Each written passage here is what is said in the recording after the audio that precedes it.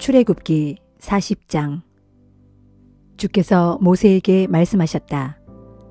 너는 정월 초하룻날에 성막 곧 만남의 장막을 세워라. 너는 그 성막 안에 증거궤를 들여놓고 휘장으로 그 궤를 가려라. 그런 다음 상을 가져다가 제자리에 놓고 그 상 위에 격식대로 물품들을 차려 놓아라. 또 등잔대를 들여놓고 거기에 불을 밝혀라. 또 금으로 만든 분향제단을 증거궤 앞에 갖다 놓고 성막문에 휘장을 쳐라. 너는 번제단을 만남의 장막 곧 성막 문 앞에 갖다 놓아라. 물두멍을 만남의 장막과 번제단 사이에 갖다 놓고 거기에 물을 채워라. 또 울타리를 빙 돌아가며 휘장을 치고 울타리 정문을 가리는 휘장도 쳐라. 그런 뒤에 성별을 위해 만든 거룩한 기름을 가져다가 성막과 그 안에 있는 모든 기구들에 발라서 그것들을 거룩하게 구별하여라. 그러면 그 모든 기구들이 거룩해질 것이다. 번제단과 거기에 딸린 모든 기구들에도 거룩한 기름을 발라 번제단을 거룩하게 구별하여라. 그러면 그 번제단이 지극히 거룩하게 될 것이다. 물두멍과 그 받침대에도 기름을 발라 거룩하게 구별하여라. 아론과 아론의 아들들을 만남의 장막문으로 불러내어 그들을 씻긴 다음 아론에게 거룩한 옷을 입히고 기름을 부어 거룩하게 구별하여라. 그래야 아론이 나를 섬기는 제사장의 일을 할 수 있을 것이다. 또 아론의 아들들을 데리고 나와 그들에게 겉옷을 입혀라. 그런 뒤 그들의 아비 아론에게 그랬듯이 그들에게도 거룩한 기름을 부어 제사장으로서 나를 섬기게 하여라. 그들은 기름 부음을 받았으므로 자손 대대로 제사장이 될 것이다. 모세는 주께서 지시하신 것을 하나도 빠짐없이 그대로 다 행했다. 성막은 제2년 정월 초일일에 세워졌다. 그날은 이스라엘 백성들이 이집트에서 나온 지 이듬해 되는 첫 달 초하룻날이었다. 모세가 성막을 세울 때 그 밑받침들을 놓고 널빤지를 맞추어 가로대를 꿰고 기둥을 세웠다. 그런 다음 성막 위로 천막을 펼쳐서 치고 그 위에 천막 덮개를 씌웠다. 모세는 증거판을 궤 안에 들여놓고 그 궤에 채를 꿰어 들 수 있게 했다. 또 궤 위에 속죄판을 얹었다.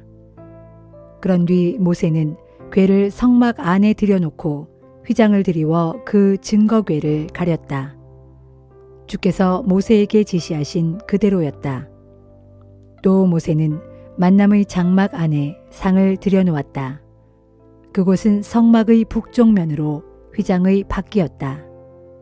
모세는 주께서 지시하신 대로 그 상 위에 줄지어 빵을 차려놓았다.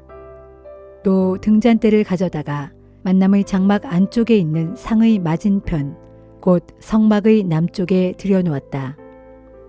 그런 다음 모세는 주 앞에서 그 등잔에 불을 켰다.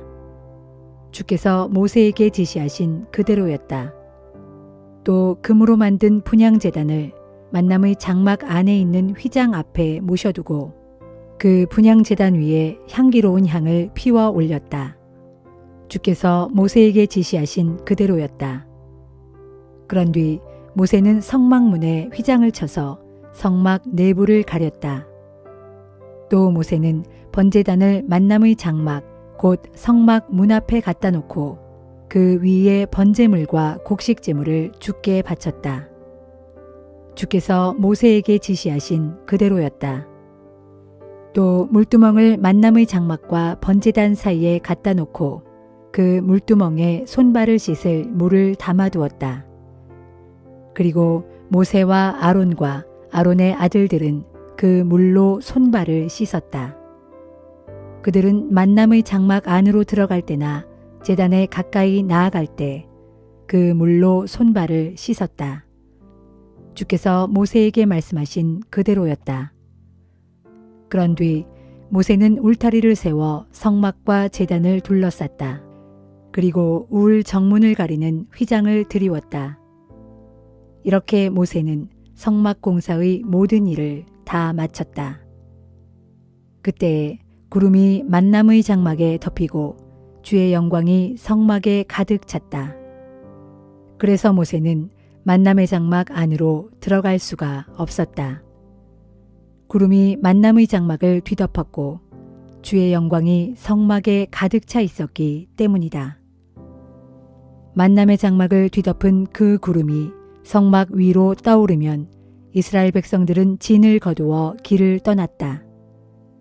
하지만 구름이 성막 위로 떠오르지 않으면 이스라엘 백성들은 구름이 떠오르기까지 길을 떠나지 않았다. 이스라엘 백성이 행진해 가는 동안 낮에는 주의 구름이 성막 위에 머물렀고 밤에는 불이 그 구름 가운데서 빛나 그들의 앞길을 밝혀주었다.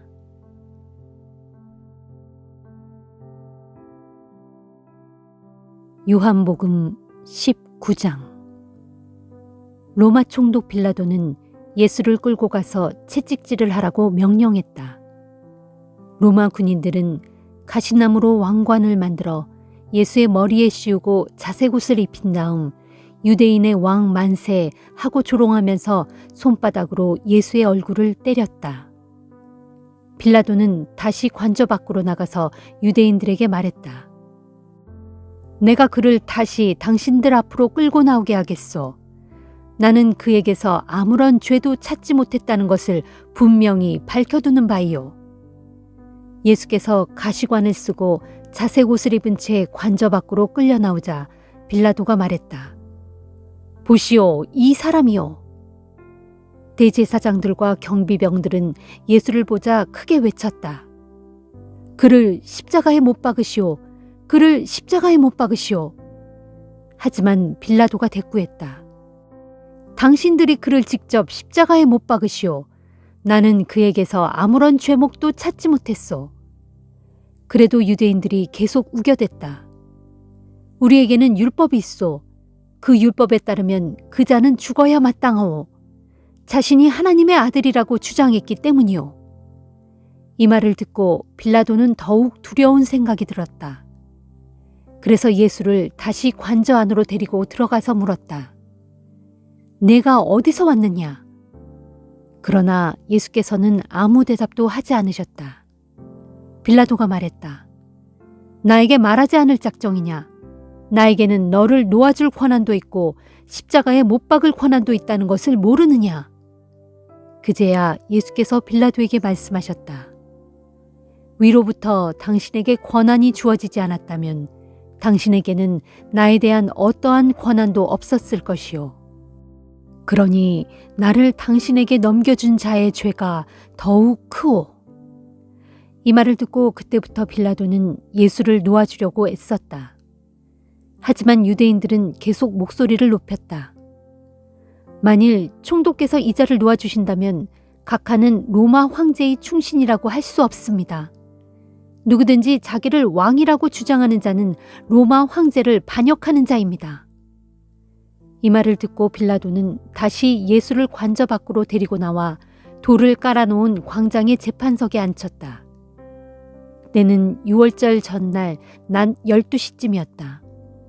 총독 빌라도가 유대인들에게 말했다. 자, 여기 당신들의 왕이 있어. 유대인들이 소리쳤다. 그를 죽이시오. 그를 죽이시오. 그를 십자가에 못 박으시오. 빌라도가 되물었다. 당신들의 왕을 왜 나더러 십자가에 못 박으란 말이오? 대제사장들이 대답했다. 우리에게는 로마 황제 말고는 다른 왕이 없습니다. 마침내 빌라도는 예수를 십자가에 못 박으라고 그들에게 넘겨주었다. 그러자 로마 군인들이 예수를 끌고 나갔다. 예수께서는 자신의 십자가를 지고 해골이라 불리는 처형 장소로 갔다.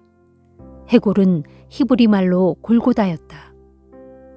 로마 군인들은 거기에서 예수를 십자가에 못 박았다. 예수를 가운데에 두고 좌우 양편에도 각기 죄수 한 명씩이 십자가에 달렸다. 빌라도는 죄수의 명패를 준비하게 하여 예수의 십자가 위에 붙였다. 그 명패에는 유대인의 왕 나사렛 예수라고 쓰여 있었다.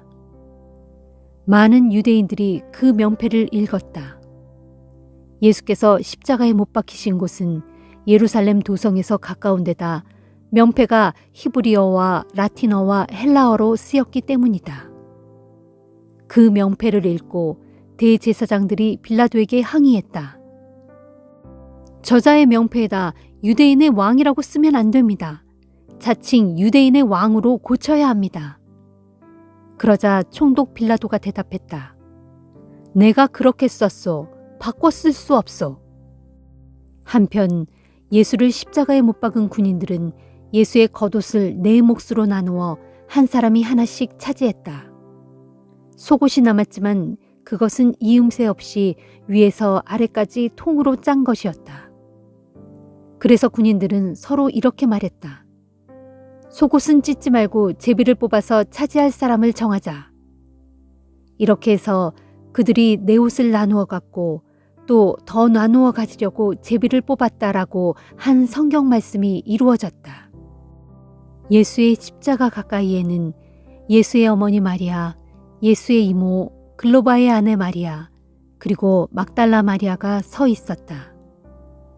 십자가에 매달린 예수께서는 자신의 어머니 곁에 자신이 사랑하는 제자가 서 있는 것을 보고는 어머니에게 말씀하셨다.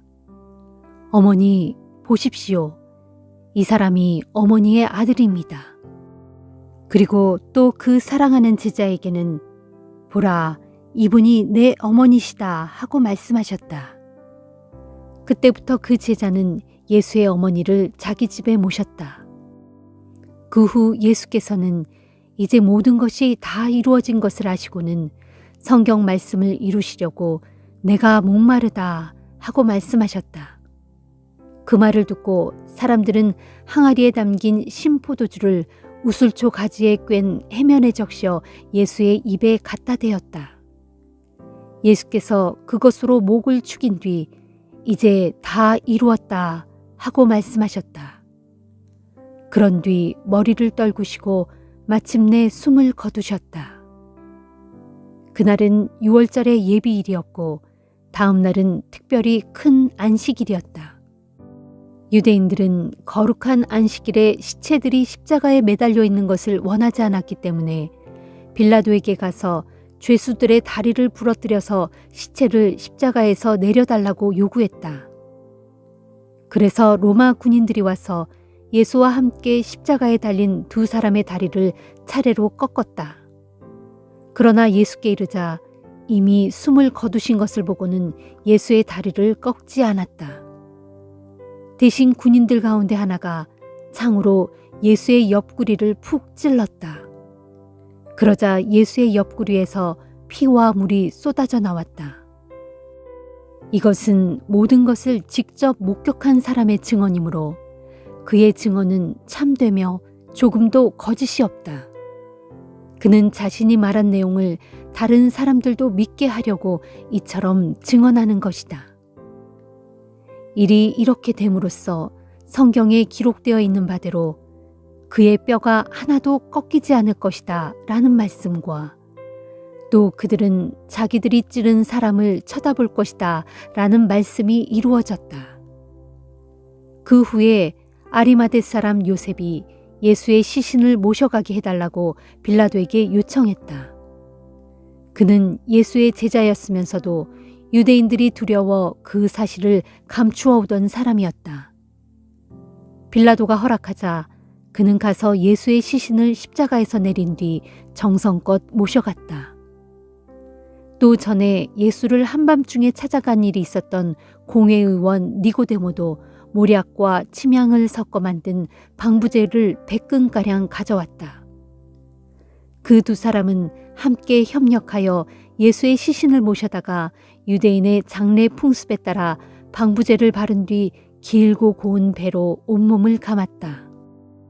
예수께서 십자가에 못 박히신 곳에는 동산이 하나 있었는데 그곳에는 전에 한 번도 시신이 안치된 적이 없는 새 무덤이 하나 있었다. 안식일 전에 빨리 일을 서둘러야 할 필요도 있었고 또 새 무덤도 가까이 있었기 때문에 그들은 예수의 시신을 거기에 모셨다.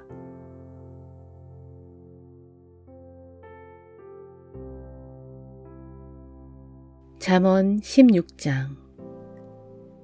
계획을 세우는 것은 사람이지만 이를 이루시는 분은 하나님이시다. 사람의 행위가 자기 눈에는 다 깨끗하게 보여도 주께서는 사람의 속 마음을 꿰뚫어 보신다. 너의 모든 계획을 주께 맡겨라. 그리하면 주께서 내 일을 이루어 주실 것이다. 세상에 있는 모든 것들은 주께서 다 뜻이 있어서 만드신 것이니 악한 자들도 재앙의 날에 쓰이기 위해 존재한다. 주께서는 그 마음이 교만한 자들을 아주 싫어하시므로 그런 자들은 반드시 주께 징벌을 받게 될 것이다. 사람이 사랑과 진리로 살아가면 죄를 용서받을 수 있고 주를 경외하면서 살아가면 악을 멀리할 수 있다. 사람의 행실이 주를 흐뭇하게 해드리면 주께서는 그의 원수까지도 그와 화목하게 지내도록 해주신다. 올바르게 살면서 적게 버는 것이 불의하게 살면서 많이 버는 것보다 훨씬 낫다. 사람이 마음으로 자신의 앞날을 계획하지만 그의 발걸음을 인도하는 분은 오직 하나님이시다. 왕이 내리는 판결은 하나님께서 내리는 판결과 마찬가지이므로 왕은 정의에서 어긋난 판결을 내려서는 안 된다. 공정한 저울과 천칭은 모두 주님께 속한 것이고 주머니 속의 저울추도 그분께서 다 만드신 것이다. 왕은 악행을 아주 싫어해야 하고 절대 용납해서는 안 되니 그 까닭은 오직 공의의 터 위에서만 왕위가 굳게 세워질 수 있기 때문이다. 왕은 진실한 말을 하는 것을 기쁘게 여겨야 하고 올바른 말을 하는 사람을 아껴주어야 한다. 왕의 노여움은 죽음의 사자처럼 두렵지만 지혜로운 사람은 왕의 노여움을 가라앉힌다. 왕의 얼굴에 기쁜 빛이 돌아야 모든 사람들이 안심하고 살리니 왕의 은총은 메마른 땅에 봄비를 뿌리는 반가운 구름과 같다. 지혜를 얻는 것이 황금을 얻는 것보다 낫고 명철을 얻는 것이 은을 얻는 것보다 낫다. 악을 피하는 길이 정직한 사람이 걸어가야 할 큰 길이니 그 길을 지키며 걷는 사람은 곧 자기 생명을 지키는 것이다. 교만은 멸망으로 이끄는 앞잡이요 거만한 마음은 몰락으로 향하는 지름길이다. 겸손한 사람들과 함께하며 자신을 낮추는 것이 거만한 자들과 어울리면서 약탈한 물건을 나누는 것보다 낫다. 말씀의 가르침을 잘 따르는 사람은 하는 일마다 모두 잘 되고 주를 믿고 의지하는 사람은 누구든지 복을 받는다. 마음이 지혜로운 자는 분별력 있는 사람이라는 칭송을 듣고 호감을 주는 부드러운 말은 듣는 자에게 더욱 설득력을 가진다. 깨우침이 있는 명철한 사람에게는 그 명철이 그에게 생명의 샘이 되지만 어리석은 사람에게는 그 어리석음이 그에게 징벌을 가져다 준다. 지혜로운 사람은 자기 입술을 잘 통제하여 언제나 신중하게 말하므로 그의 입술의 말은 사람들에게 설득력이 있어 좋은 가르침을 베푼다. 친절하고 따뜻한 말 한마디는 꿀송이와 같아서 듣는 사람의 마음을 훈훈하게 하고 쑤시고 아픈 뼈까지도 낫게 해준다. 사람의 눈에는 올바른 길처럼 보여도 결국엔 그것이 죽음에 이르는 길일 수도 있다. 사람은 배가 고파야 일거리를 찾고 굶주려야 더욱 일에 매진한다. 불량한 사람은 항상 악을 꾀하고 그 입술의 말들은 맹렬한 불을 토하는 것과 같다. 삐딱하게 말하는 사람은 다툼만 일으키고 남에 대해 험담하기를 좋아하는 사람은 가까운 친구들까지도 멀리 떨어져 나가게 만든다. 폭력을 즐겨 쓰는 난폭한 사람은 이웃을 윽박질러 좋지 않은 길로 끌고 간다. 못된 짓을 꾸미는 자들은 눈짓 주고받기를 즐겨하고 입술을 꽉 악무는 자들은 악한 일을 저지르게 마련이다. 백발은 영광스러운 월계관이니 의롭게 살아야만 얻을 수 있다. 성내기를 더디하는 사람은 용사보다 낫고 자기 마음을 다스릴 줄 아는 사람은 성을 점령한 장수보다 낫다. 제비를 뽑는 일은 사람이 하여도 일의 결정은 오직 하나님께 달려 있다.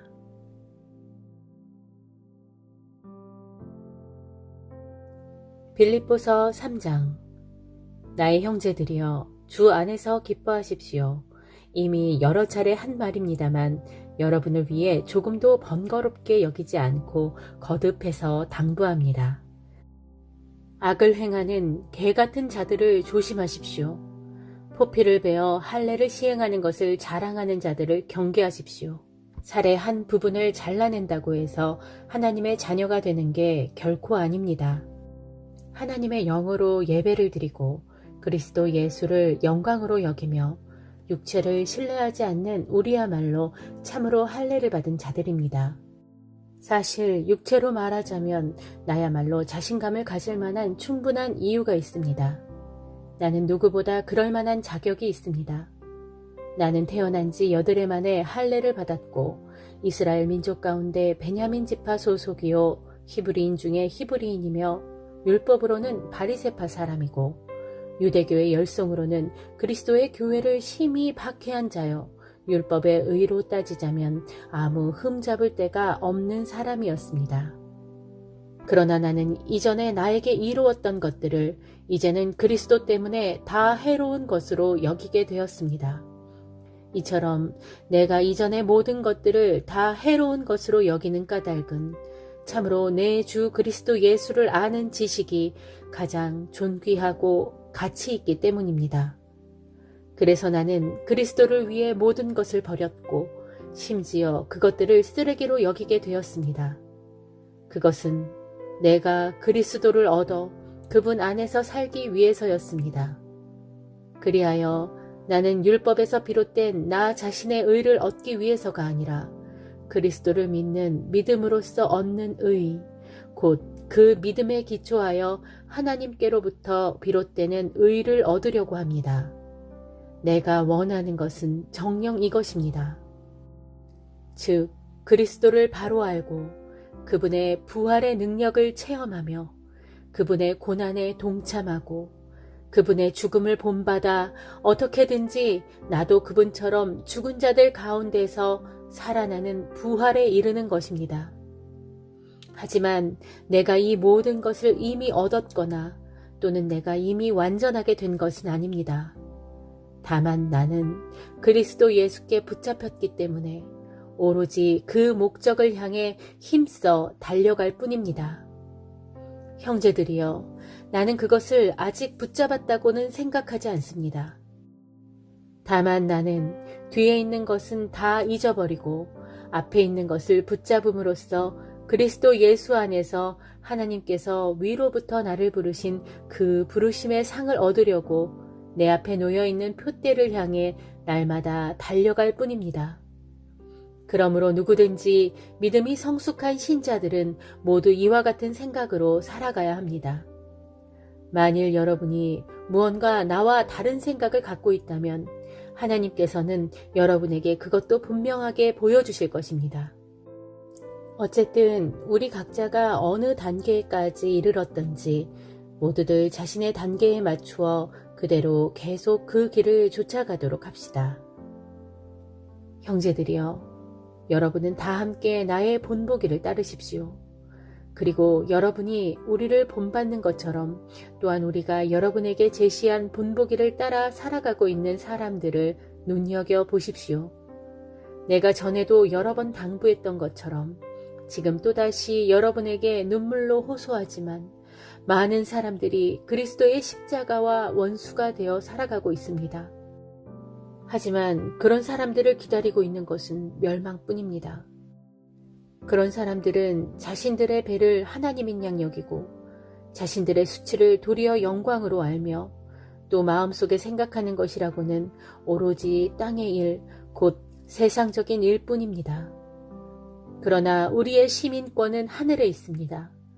우리는 거기 하늘로부터 장차 오실 우리의 구원자, 곧 주 예수 그리스도를 간절히 기다리고 있습니다. 그때에 예수 그리스도께서는 온 세상 만물을 복종시킬 수 있는 놀라운 권능으로 우리의 비천한 몸을 변화시키셔서 자신의 영광스러운 몸과 같은 형상으로 변화시켜 주실 것입니다.